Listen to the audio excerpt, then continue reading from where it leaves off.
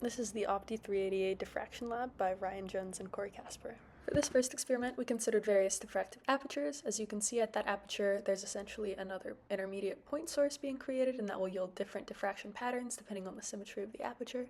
So for this first aperture, we have a single slit. Number 1 indicates the image of the aperture itself, and number 5 is the Fraunhofer diffraction pattern, which is the Fourier transform of the aperture.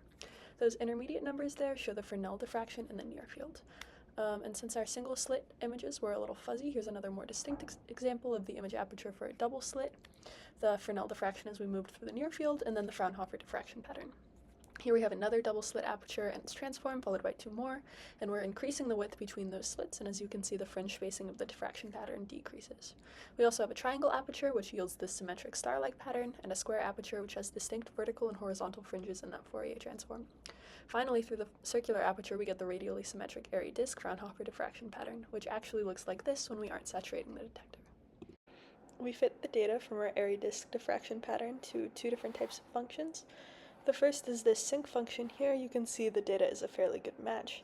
We have some overshooting up at the top of the peaks, although the data undershoots the lower peaks and doesn't quite align with the periodicity of the function. It fits better, in my opinion, with the sombrero function. There's still some overshooting at the top, but the lower nodes are fairly well matched by the data, and the periodicity aligns fairly well. So what we got for part B of experiment was we were measuring the beam profile measurements of helium neon laser using a beam profiler, optical rail, and PC.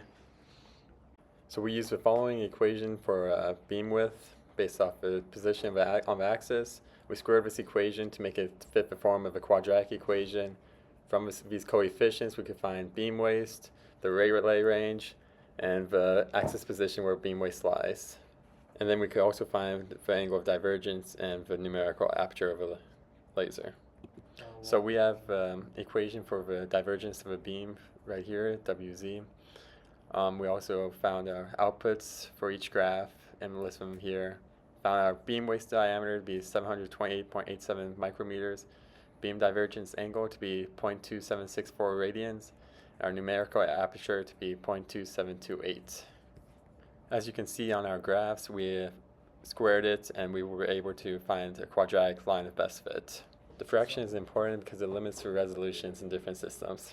So this is very important in characterizing laser beams and is used in optical engineering and design. Thanks, see you next week.